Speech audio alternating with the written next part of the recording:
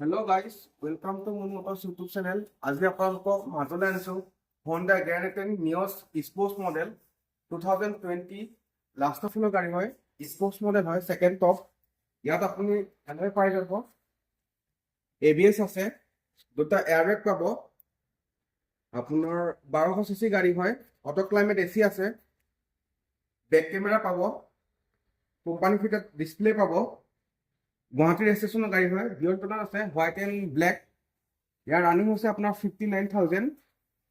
আহকচোন ইয়াৰ টায়াৰ প্ৰফাইলটো চাওঁ। টায়াৰ প্ৰফাইলটো আপোনাৰ 80 to 90% আছে। ইয়াৰ আস্কিং আছে আপোনাৰ 550, অন টেবল নেগচিয়েবল হ'ব।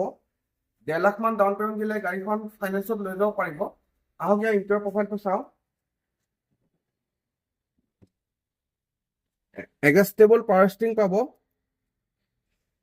ৰানিং আপোনাৰ 59,000, জেনুইন আছে।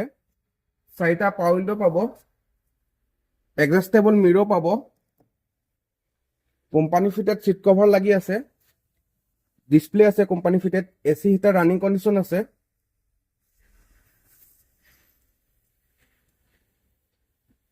গাড়ীখন যদি কাৰোবাৰ পচন্দ হৈছে স্ক্ৰীণত দিয়া নাম্বাৰত কণ্টেক্ট কৰিলে হ'ল। ধন্যবাদ।